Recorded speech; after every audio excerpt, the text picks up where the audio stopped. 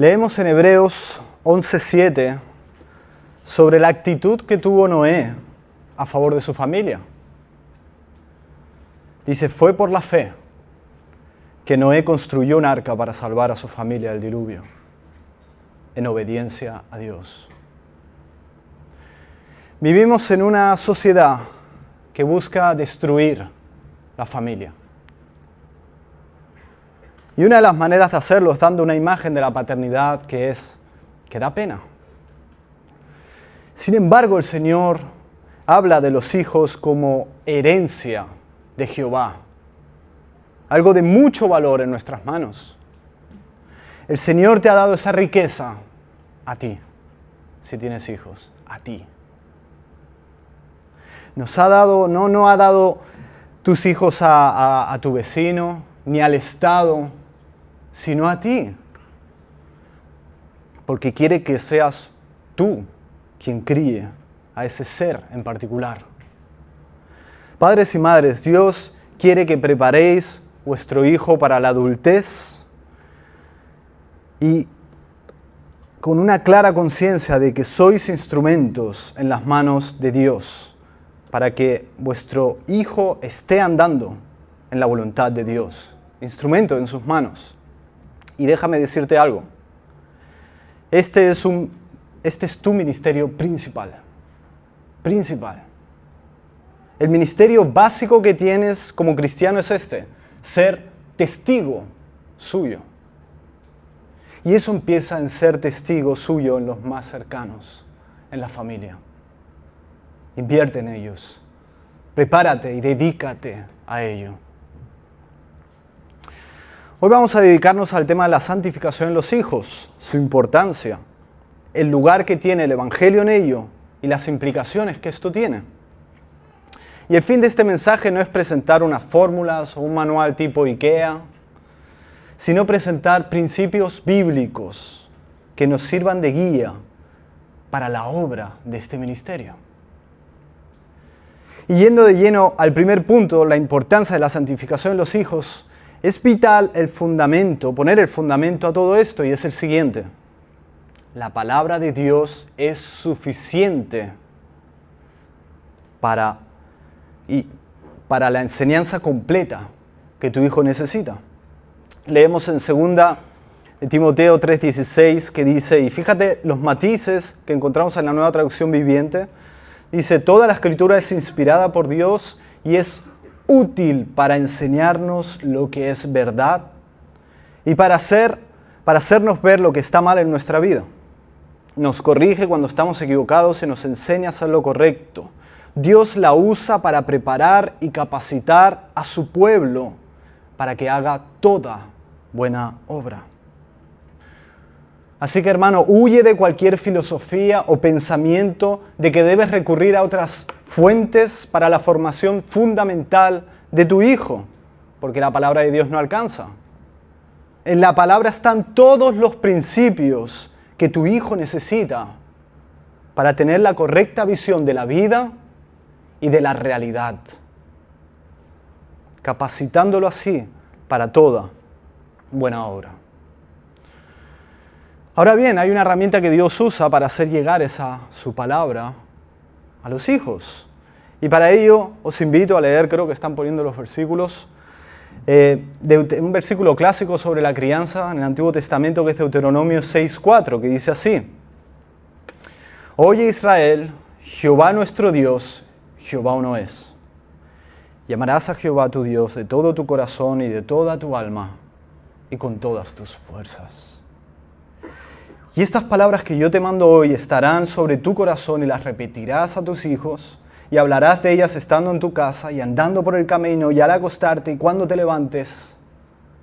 Y las atarás como una señal en tu mano y estarán como frontales entre tus ojos. Y las escribirás en los postes de tu casa y en tus puertas. Muchas cosas podríamos sacar de este versículo, pero fíjate que criar y educar a los hijos es la responsabilidad de los padres. Es lo que nos está diciendo el texto. Los padres son la herramienta que Dios usa para hacer llegar su palabra a sus corazones. Pero me gustaría ahora ligar lo que encontramos en el antiguo pacto que acabamos de leer con un versículo que encontramos ya de este lado de la cruz, en el nuevo pacto, muy básico también, que es el que encontramos en Mateo 28:18, y me refiero a la Gran Comisión. Dice, y Jesús se acercó y les habló diciendo, toda potestad me es dada en el cielo y en la tierra, por tanto, id y haced discípulos a todas las naciones, bautizándolos en el nombre del Padre, del Hijo y del Espíritu Santo, enseñándoles que guarden todas las cosas que os he mandado, y he aquí yo estoy con vosotros todos los días hasta el fin del mundo. Y muchos cuando leen este versículo rápidamente lo aplican a salir a la calle, a repartir folletos, o a ser un misionero en un país o en una isla remota. Pero permíteme mostrártelo en otros términos. Fíjate aquí el paralelismo que tenemos con aquel pasaje de Deuteronomios que acabamos de leer, donde decía, y estas palabras que yo te mando hoy estarán sobre tu corazón y las repetirás a tus hijos. ¿Y qué leemos en la Gran Comisión? Id y haced discípulos a todas las naciones, enseñándoles que guarden todas las cosas que os he mandado.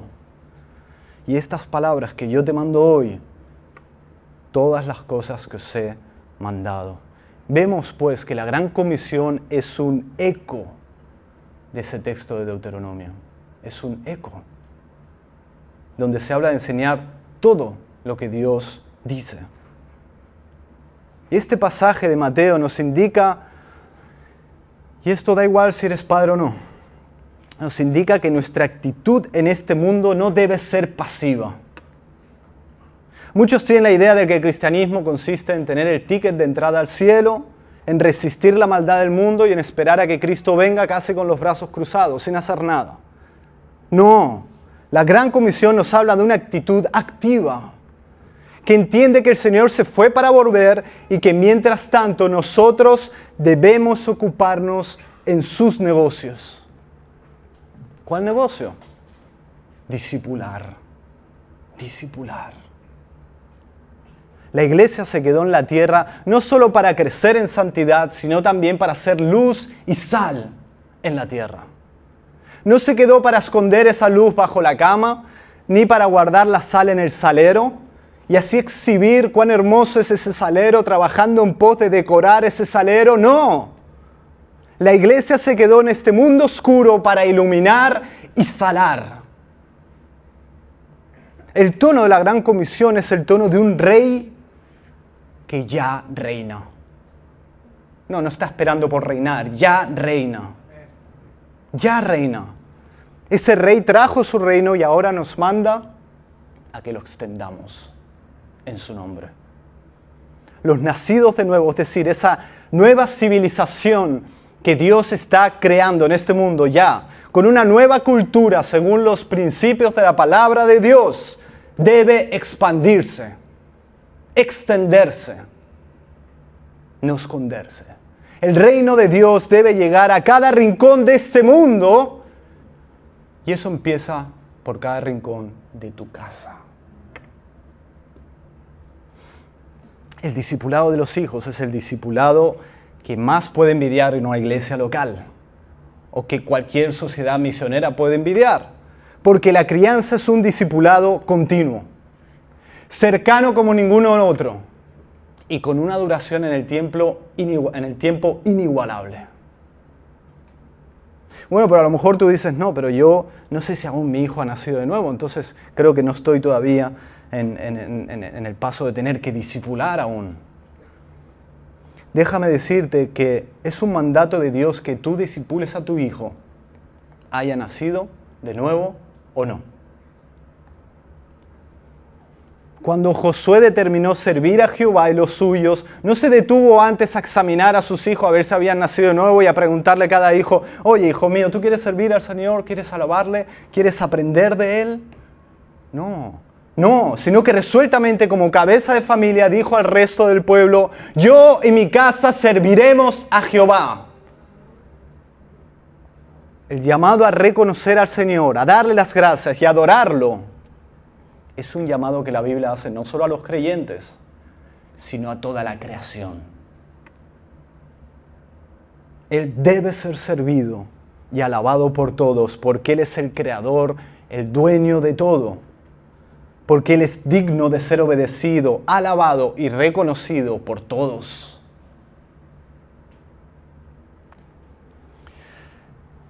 Discipular a nuestros hijos es amar a nuestros hijos.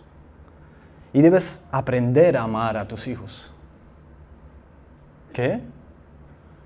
Cualquier madre innatamente ama a su hijo. No debe aprender a amar a sus hijos. Es amor de madre. ¿Le estás diciendo a una mamá que tiene que aprender a amar a su hijo? No, no lo estoy diciendo yo, lo está diciendo el Señor. En Tito 2:3 dice, las ancianas asimismo sean reverentes en su porte, no calumniadoras, no esclavas del vino, maestras del bien, que enseñen a las mujeres jóvenes a amar a sus esposos y a sus hijos. Tienes que aprender a amar a tus hijos. ¿Cuántos padres creen saber amar a sus hijos comprándoles todo lo que quieren? Intentando responder cada capricho suyo, no instruyéndoles en la palabra. ¿Y sabes al final lo que realmente están haciendo? Los están metiendo en una prisión que se llama pereza, egoísmo y materialismo. Encarcelados. Debemos aprender a amar bíblicamente, hermanos. Y esta es una de las metas del mensaje de hoy. El tema de la predicación es enormemente amplio y podría irme por las ramas fácilmente, o bien reducirlo a un montón de imperativos de lo que los hijos deben hacer, no deben hacer. Pero tengo una fuerte carga por hablar en el contexto de crear en los hijos la manera correcta de entender todas las cosas por medio de la verdad. Repito, crear en los hijos la manera correcta de entender todas las cosas por medio de la verdad. Es decir, me refiero a crear una cosmovisión bíblica en nuestros hijos. ¿Qué es una cosmovisión? Bueno, cosmovisión es la manera en que ves y entiendes todas las cosas. Imagínate que te pones unas gafas de cristales verdes, pues todo lo que vas a ver va a ser verde y entiendes que todas las cosas son verdes. Podríamos decir que esas gafas son la cosmovisión que uno tiene. La cosmovisión es la manera en que entiendes el mundo que te rodea. Es lo que uno da por hecho. Por ejemplo, si ves a alguien robando un coche, automáticamente piensas que ese individuo debería ir a la cárcel. ¿Por qué? Porque según tu cosmovisión está haciendo mal, pues robar es un delito. Tu cosmovisión formada por la verdad de Dios te hace entender eso así. Pues bien, necesitamos construir en los hijos, ya desde pequeños, una cosmovisión bíblica robusta. Es decir, una visión bien formada por la verdad de Dios. Por otro lado, debe ser coherente. Es decir, sin incoherencias entre la verdad de Dios y la vida real. Y esa cosmovisión debe articularse bien, es decir, conectarse bien con lo que sucede en la vida real y que nos ayude a responder bien a los desafíos en un mundo caído. No debe ser una cosmovisión compartimentada o segmentada, donde se presenta el cristianismo como un compartimento más de la vida. Es decir, reducir la fe bíblica a ciertas actividades que hago dentro de un local los domingos por la mañana, sino en un estilo de vida que impregne cada área de nuestra vida, es decir, una cosmovisión unificada, que integra todas las cosas de la vida real que estás viviendo. Pues Dios no es Dios solo del domingo, sino de toda la semana.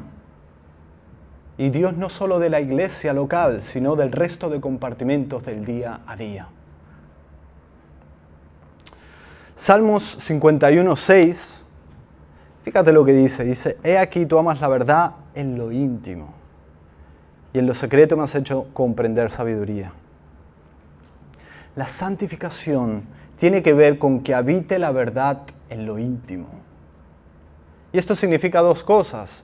En primer lugar, conocer la verdad y en segundo lugar, creerla. Conocer y creerla.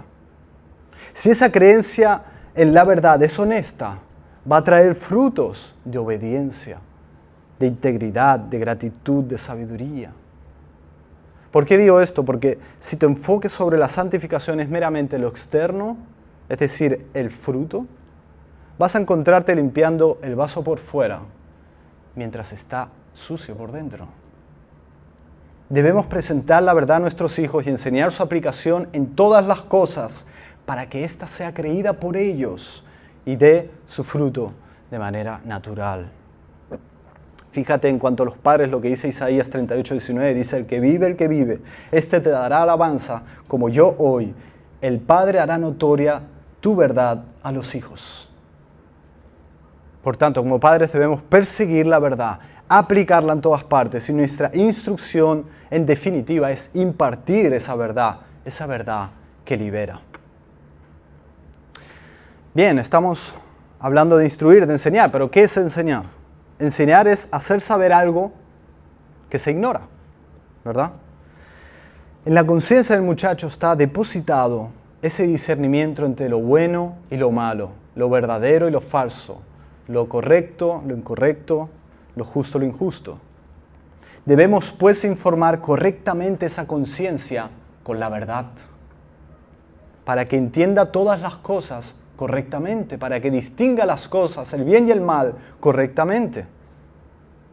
Sus acciones entonces estarán iluminadas con la verdad y pasarán dos cosas: o hará lo correcto, o cuando haga lo incorrecto, su conciencia le dirá: estás pecando, estás por el camino de la mentira, no de la verdad. Fíjense que estamos hablando en todo el rato de la verdad en contraposición de la mentira. Es decir, estamos hablando de la versión que ellos van a creer de las cosas. Hemos pues de impartir la verdad a sus conciencias para que sobre esa base se construya todo. Bien, pero quiero ahora que te fijes en el texto inicial de Deuteronomio, que no indica que esa instrucción debe ser solamente en un momento concreto, como por ejemplo un devocional, sino en todo momento. Dice: hablarás de ellas estando en tu casa y andando por el camino y al acostarte y cuando te levantes. Es decir, se trata de una cultura familiar que analiza todo con la verdad y enseña las causas y los efectos de las cosas, no como lo enseña la cultura, no como lo enseñan los amigos, no como lo enseña YouTube, no como lo enseña ChatGPT,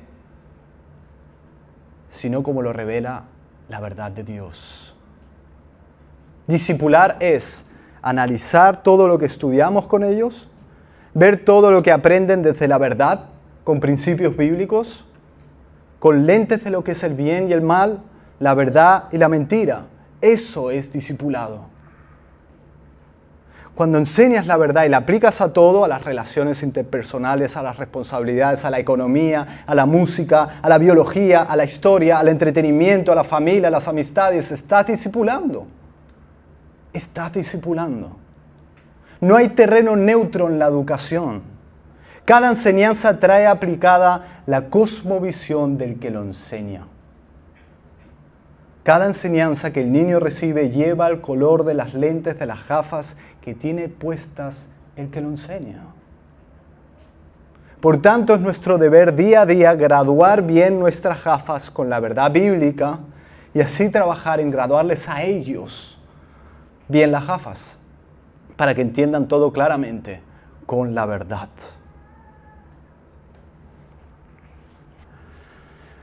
Algo, hermanos, que vemos en Jesús cuando Él discipulaba a los suyos, es que Él no estaba todo el rato predicándoles, sino que Él también estaba orquestando situaciones diversas y en medio de esas situaciones Él corregía, Él exhortaba, Él recordaba, Él ayudaba a aplicar lo aprendido.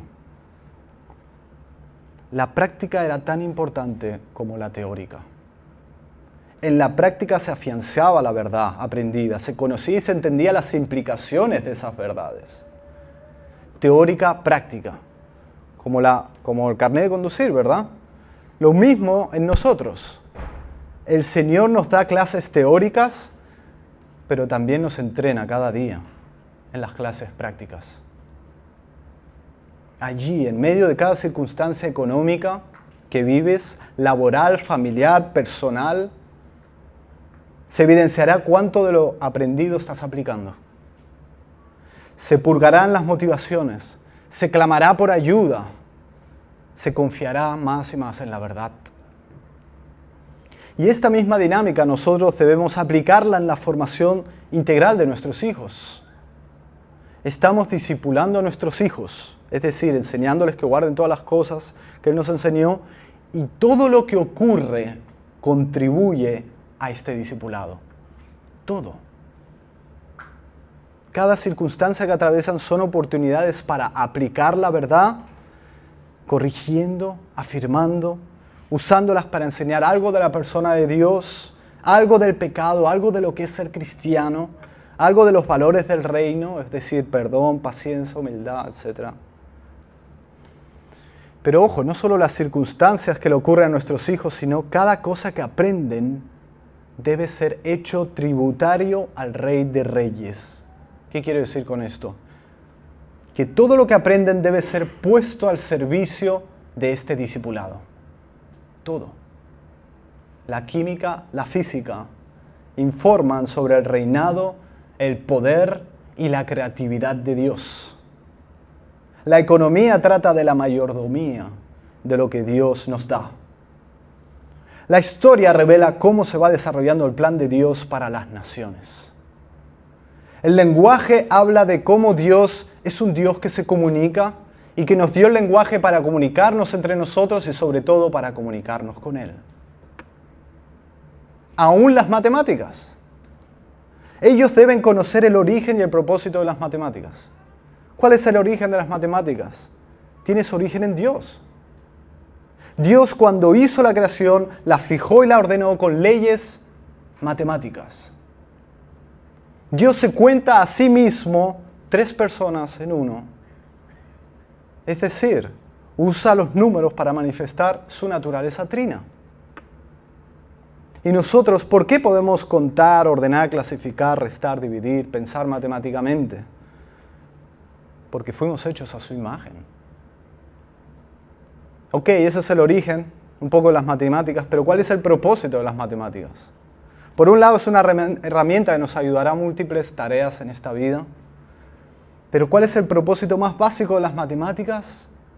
Conocerlo a Él, conocer a Jehová.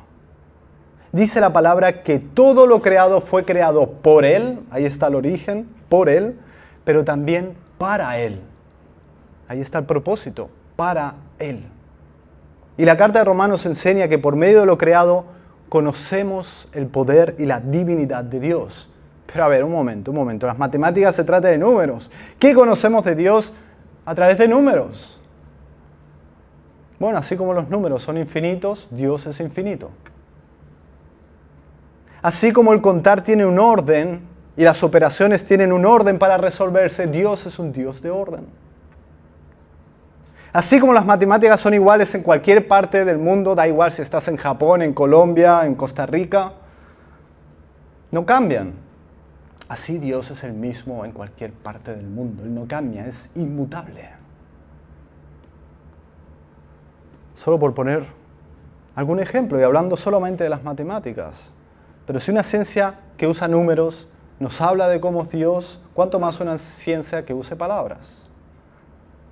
La palabra de Dios contiene los principios que definen el origen y el propósito de todas las cosas. Es nuestro deber enseñarlo todo conectado con Dios, todo.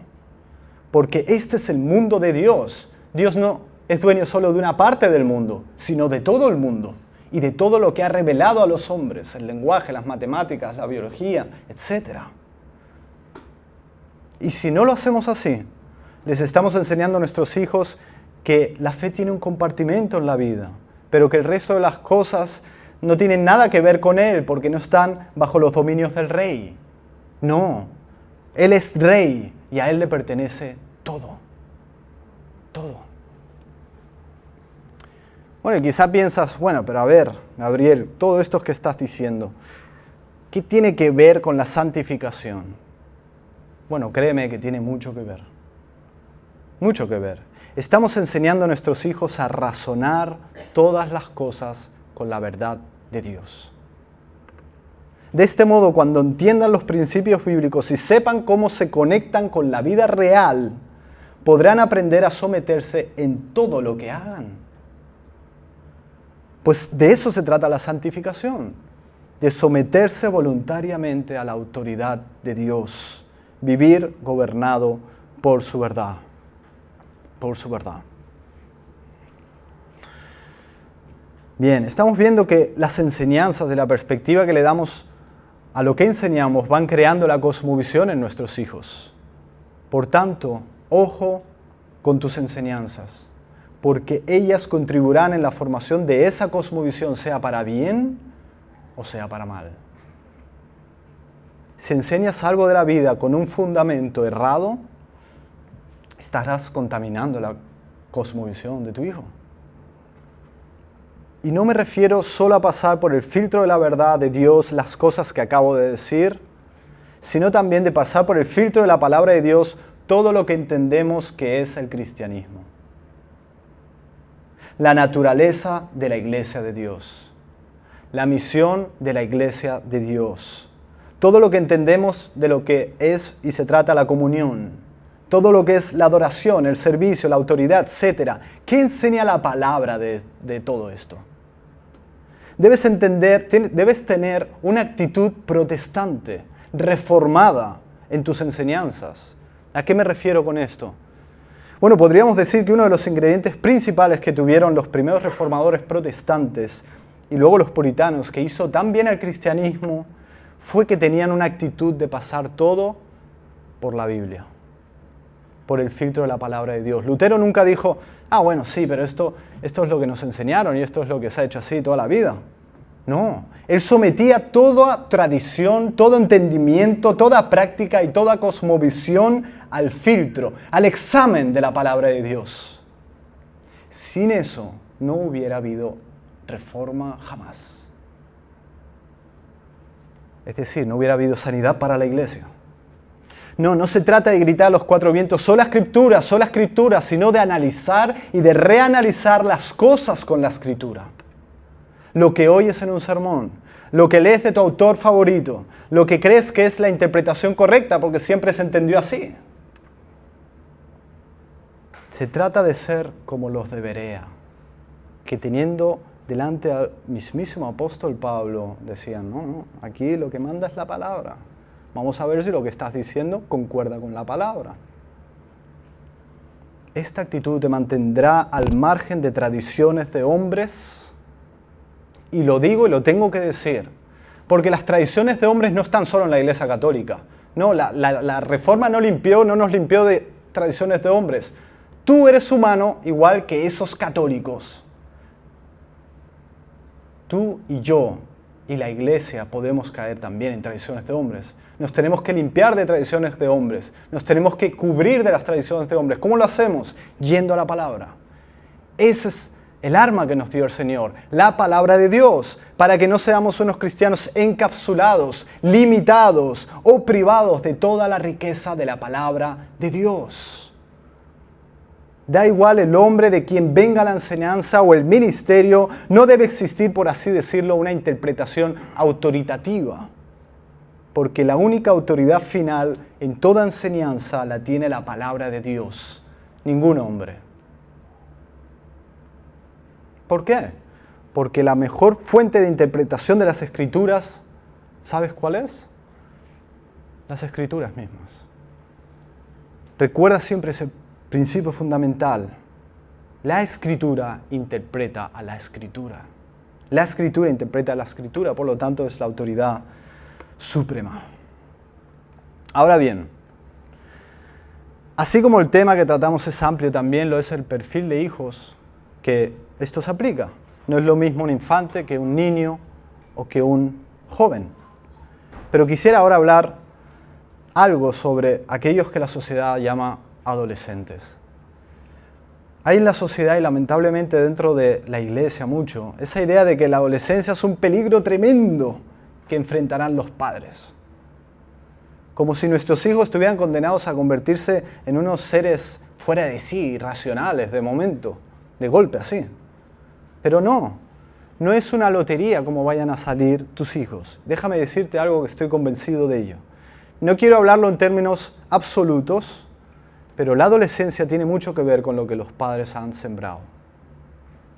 No tiene todo que ver, quiero insistir en esto, hay otros factores también que justifican la dirección que un hijo puede tomar o está tomando, pero sí tiene mucho peso lo que los padres han sembrado en la crianza. Y ahí es donde se verá, en la adolescencia, la cosmovisión cristiana que le hemos enseñado. Si es uno que tiene todas las cosas bien conectadas con Dios, o si le hemos entregado un cristianismo que recibió, que fue simplemente un accesorio más de la vida, que no da respuestas y no da sentido a cada área de mi vida, en esta vida real, aquí en la tierra.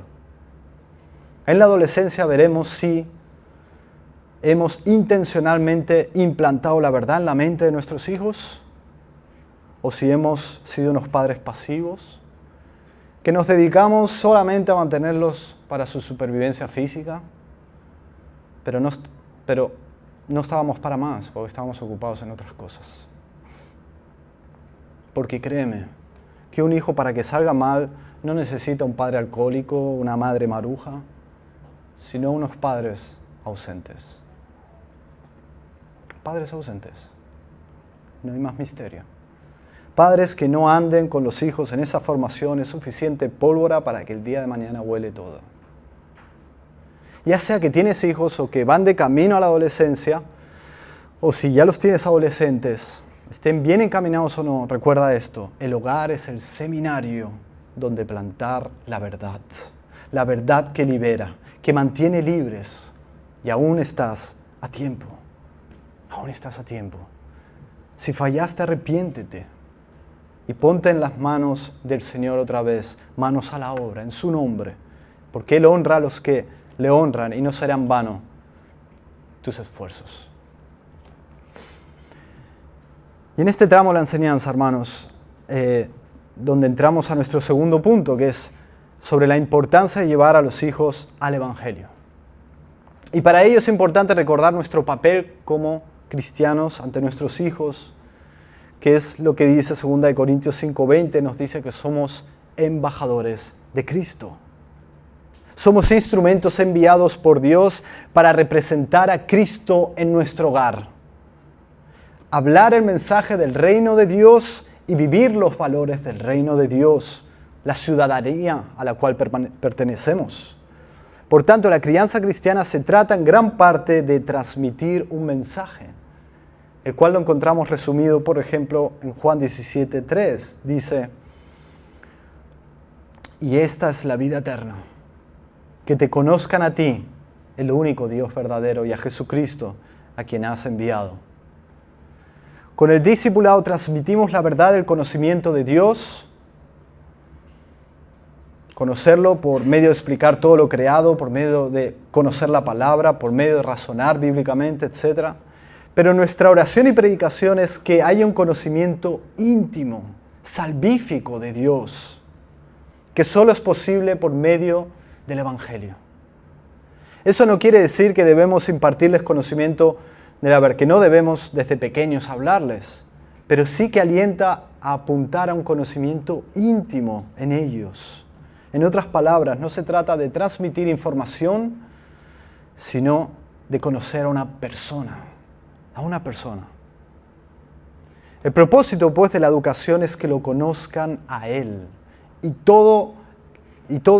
con todo queremos enseñarle cómo es Él. Para ello es muy importante instruir a los hijos, hablarles la palabra de Dios, y eso es lo que se suele hablar en mensajes como este, que traten sobre la crianza, sobre la santificación de los hijos. Pero algo que me gustaría remarcar en esta ocasión, en esta oportunidad, es la importancia del ejemplo.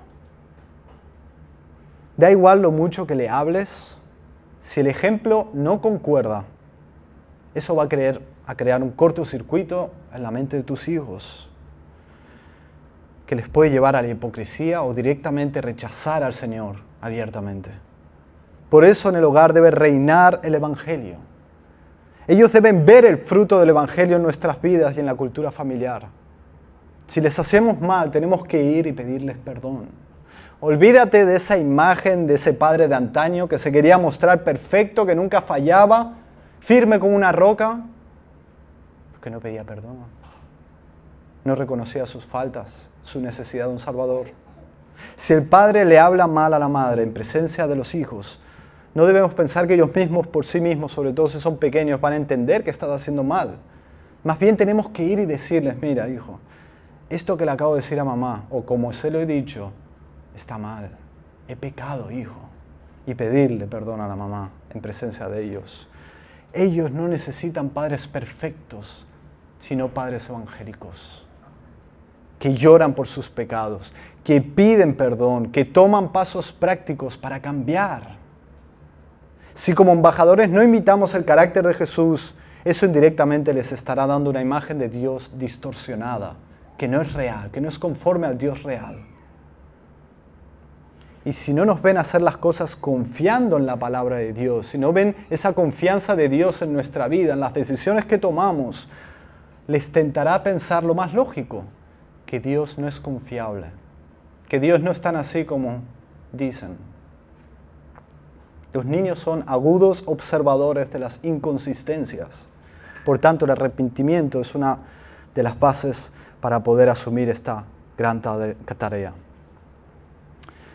Nosotros, hermanos, queremos llevarlos a obedecer, pero en últimas instancias, llevarlos a obedecer por amor, no por temor, no por obligación, no por deber, sino enseñarles cómo el amor de Dios a Dios se expresa en obediencia a Él, ¿verdad? Es decir, la meta es que ellos decidan voluntariamente obedecer la verdad de Dios. Y para ello, como vemos, solo el Evangelio de Cristo Jesús puede provocar esa obediencia voluntaria, gozosa, pues la motivación correcta para obedecer es en respuesta a lo que Dios hizo y a lo que Dios es. Así que, hermano, no dudes poner normas, responsabilidades en tu casa. El problema no está en poner deberes y obligaciones, el problema está en no enseñar la motivación correcta, que es en respuesta al Evangelio. Así que, enséñales a servir, a esforzarse, a trabajar, pero recuérdales el Evangelio constantemente. Ser santificados es ser más como Jesús. Por tanto, debemos presentar cómo es el carácter de Jesús y enseñarles a que deben imitar a Jesús.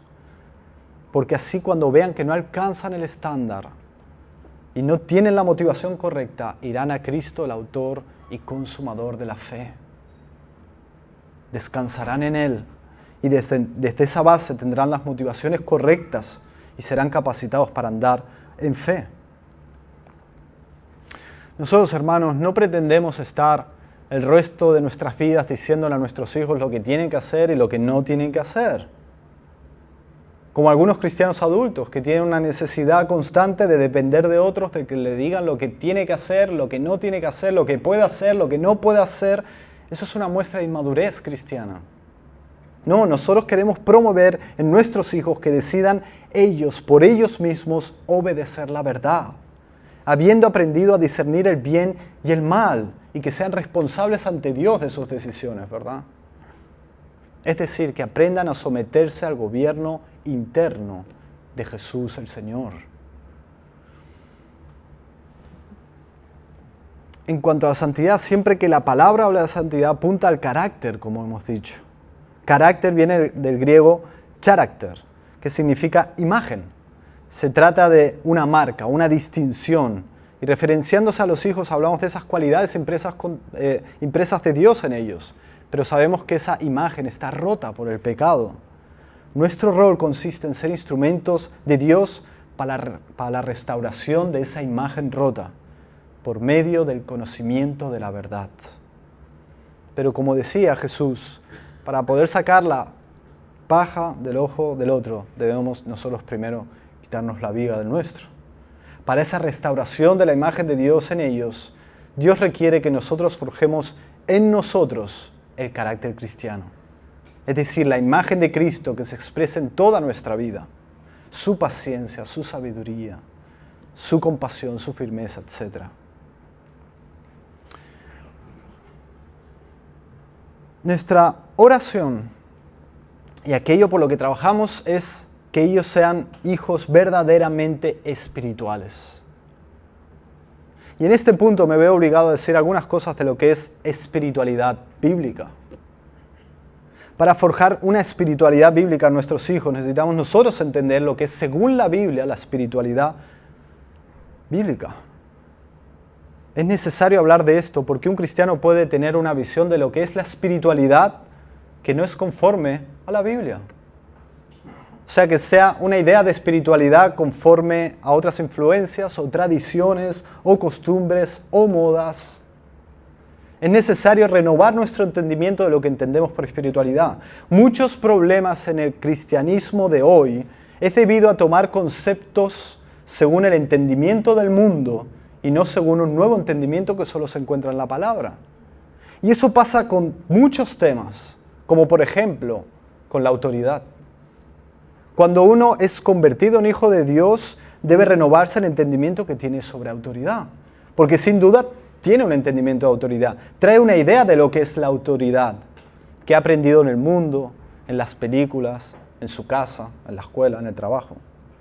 Entonces viene al cristianismo y busca aplicar la autoridad basado más en autoridad según empresas o gobiernos civiles que no según Dios. Pero en Mateo 20:25 encontramos a Jesús diciendo las siguientes palabras a sus discípulos.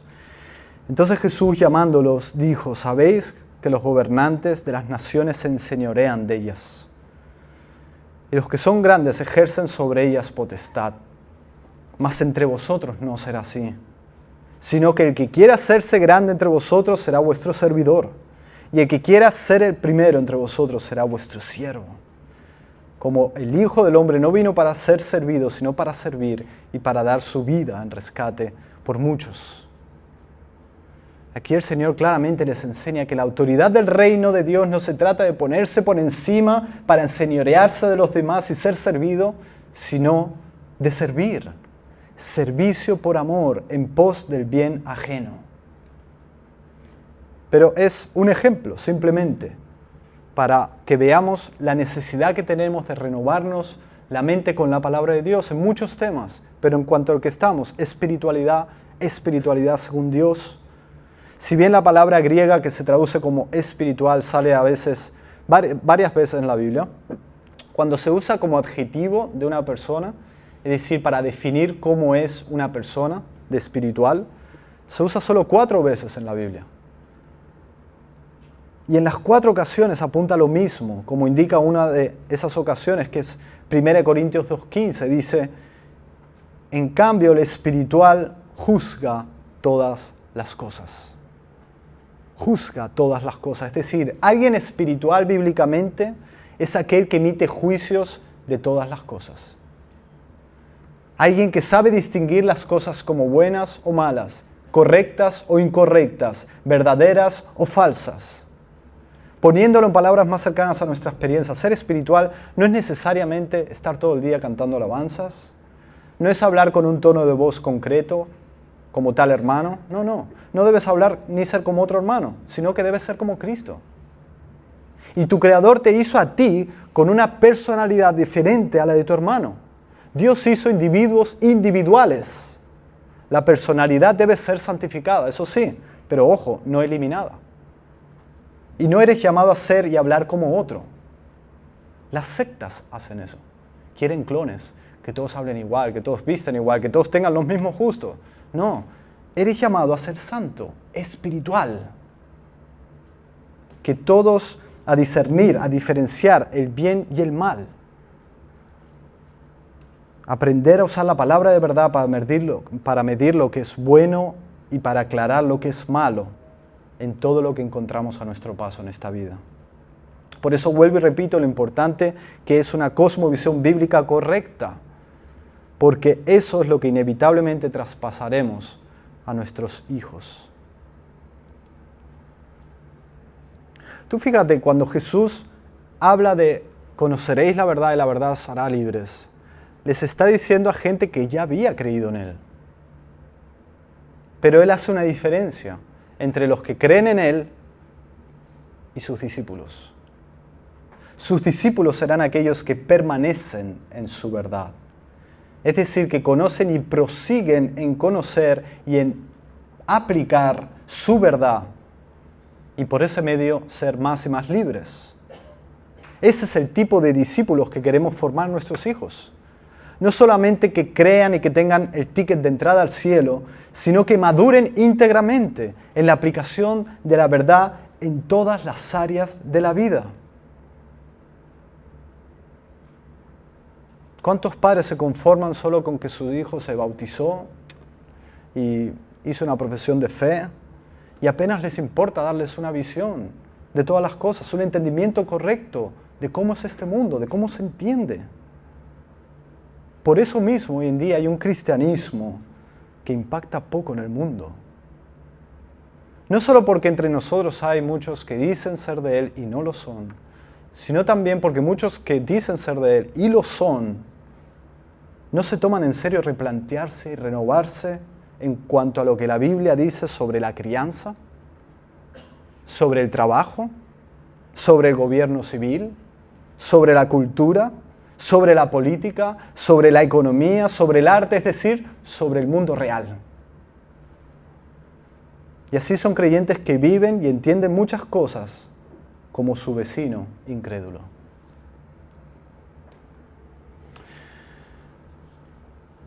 Quisiera hablar ahora, segundo, del individualismo que reina tanto en la sociedad en la que estamos. Y lo cierto es que ese individualismo está en nosotros porque nace del corazón humano. Pero Dios no quiere que esto sea así. Dice en Filipenses 2:3, dice, nada hagáis por contienda, por vanagloria, antes bien con humildad, estimando cada uno a los demás como superiores al mismo, no mirando cada uno por lo suyo propio, sino cada uno también por lo de los otros. Y la familia se convierte en un lugar y contexto donde Dios trata el individualismo con nosotros y quiere que lo tratemos con nuestros hijos. Para trabajar en la santificación de nuestros hijos es importante entender no solo la naturaleza de la santificación, sino también el alcance de la santificación. Cuando hablamos de santidad, solemos aplicarlo solamente en términos de moralidad individual.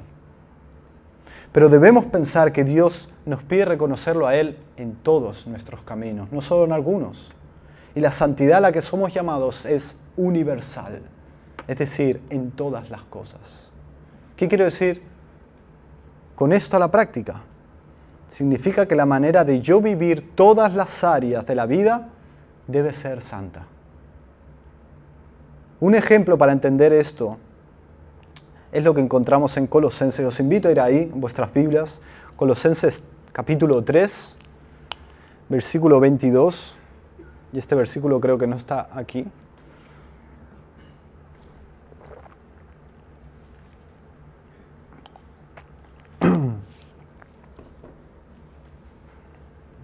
Pablo en esta carta lo que hace es remarcar la supremacía de Jesús como Señor de todo, como oraba el hermano Juan Manuel, la supremacía de Jesús como Señor de todo. Y dicho eso, lo que empieza a hacer Pablo es aplicar ese señorío de Jesucristo a la vida, a la familia, al trabajo, ¿verdad? Y es aquí cuando Pablo habla en relación al trabajo lo siguiente. Colosenses 3, 22.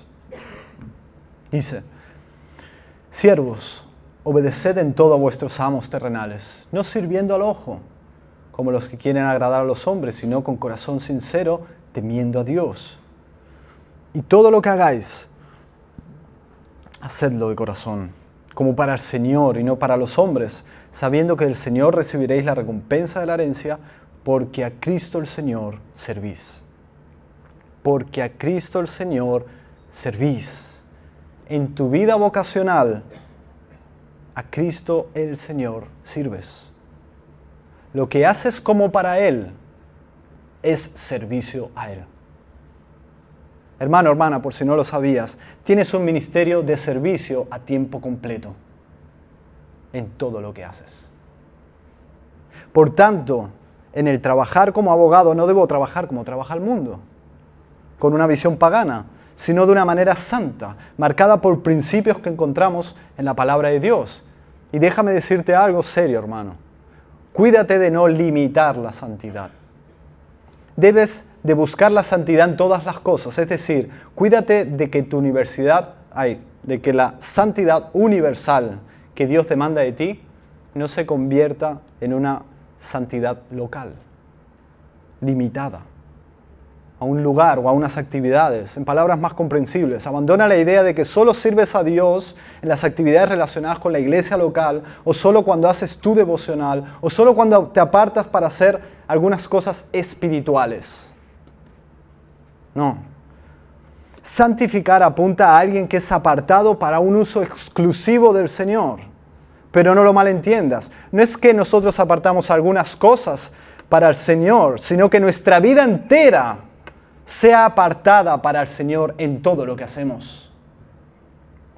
No es que solo somos apartados para el uso del Señor en esas horas determinadas de la palabra, de lectura de la palabra, o en lugares determinados como un templo.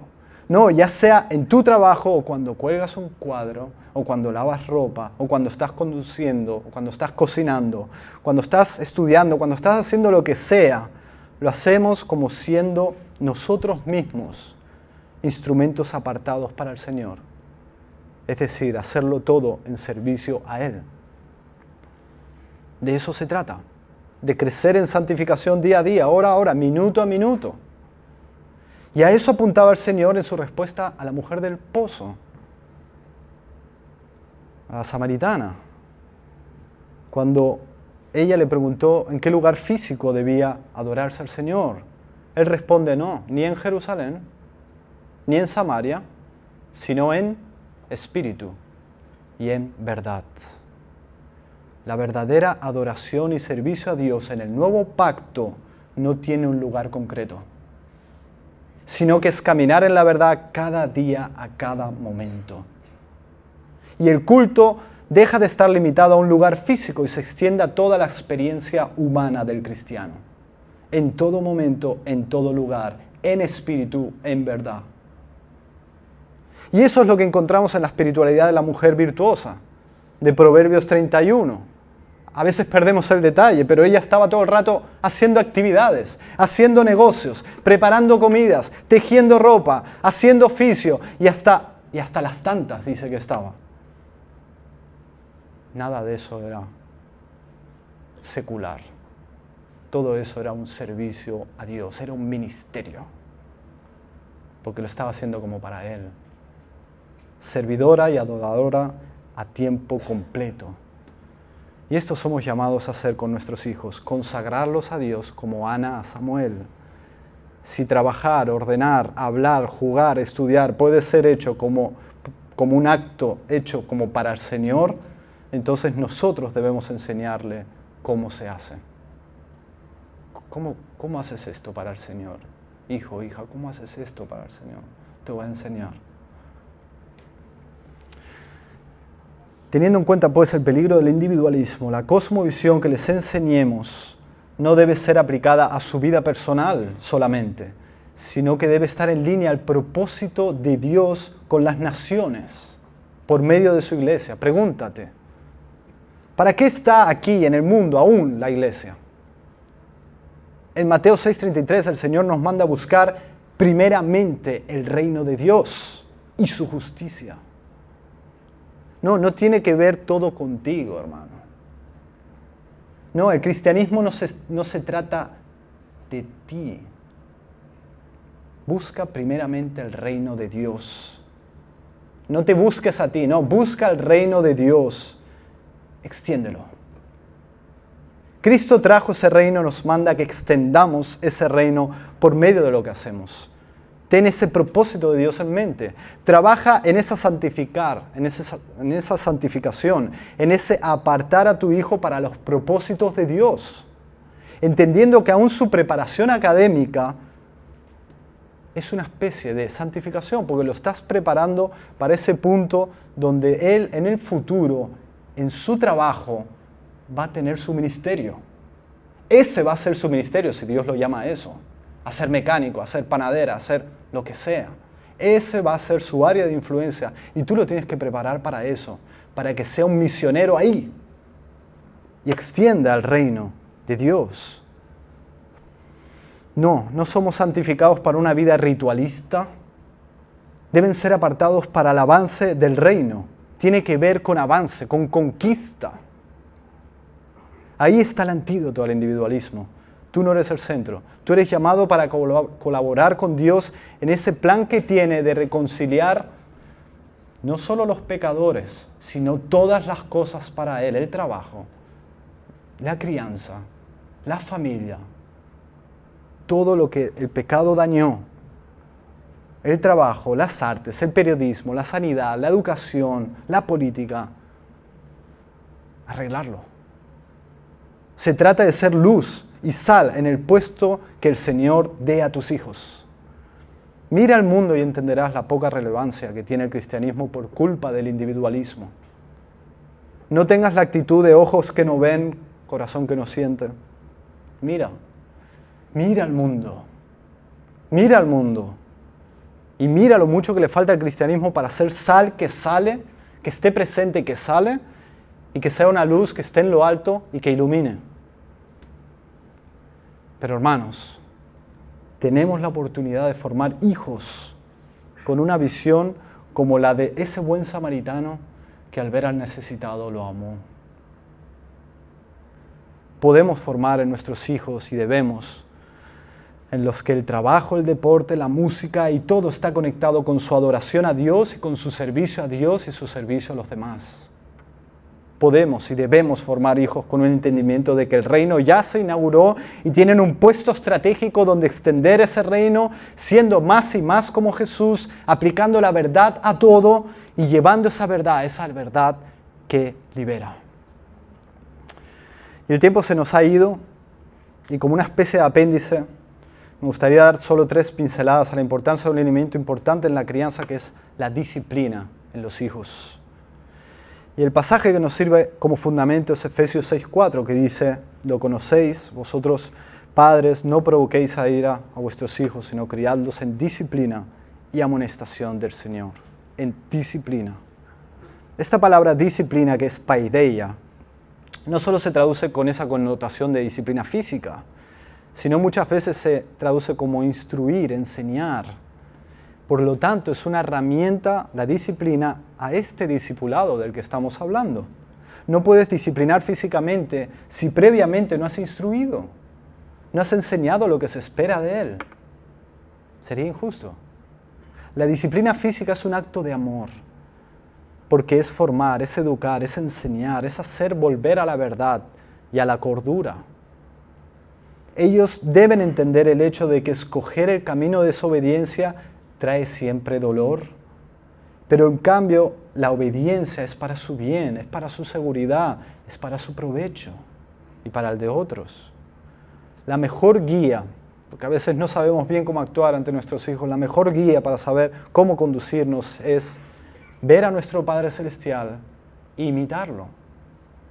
¿Cómo Él trata conmigo cuando yo me pongo así? ¿Cómo trató conmigo cuando yo me puse así el otro día?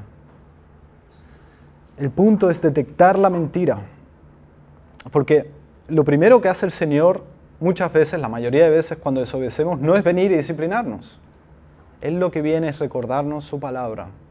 Oye, hijo mío, la verdad es esta. Tú te has creído esta mentira. Arrepiéntete y vuelve a la senda. Por lo tanto, nuestro primer punto es detectar la mentira que les está llevando a pecar, el engaño en el que están, la trampa en la que han caído, y presentarles la verdad que los libera. Cuando persisten en seguir en desobediencia, convirtiéndose en rebeldía abierta, ahí sí que toca disciplinar físicamente, para que asocien que la rebeldía es dolor. Una lección de por vida que necesitamos aprender. No podemos entrar por cuestión de tiempo a argumentar cómo ejercer esa disciplina, pero déjame solo 4 detalles prácticos. La disciplina debe aplicarse en amor. Por lo tanto, si estás nervioso, primero ora. Y si puedes orar delante de ellos, mejor. Segundo, la disciplina debe doler. Debe doler, pero debe ser algo medido. Lo adecuado para cada niño. Tercero, no uses la disciplina como un arma, como una amenaza para que te obedezcan. deben obedecer por razonar la verdad de Dios y entender que hay beneficio en obedecer y pérdida en desobedecer. Cuarto, la mayoría de las veces esto requiere tiempo. Por lo tanto, asegúrate que puedes tener tiempo para acabar bien, porque es importante acabar bien la disciplina. Y por último, no te dediques solo a darle, sino que recuerda que la disciplina está al servicio del discipulado. Por lo tanto, si le das pero no hablas, no va a servir. Tienes que hablar, tienes que conversar con tu hijo. Conclusión de este mensaje, hermanos. Buscar la santificación en los hijos es buscar que ellos se dejen gobernar por la verdad de Dios. Instruir en la verdad va más allá de entregar información. Se trata de transmitir una forma de percibir el mundo. Se trata de dar una cosmovisión bíblica, una manera de entender todo lo que con nuestros hijos interactúa con la visión bien graduada. En definitiva, padres, al educar podemos orientar nuestro hijo hacia Dios, su gloria, su plan para todas las cosas, o bien hacia uno mismo y hacia la vanidad de la vida desconectada de Dios. Por lo tanto, prosigamos en esta tarea de discipular para su gloria y para que sean de bendición en este mundo. Que Dios nos ayude en esta tarea. Vamos a orar.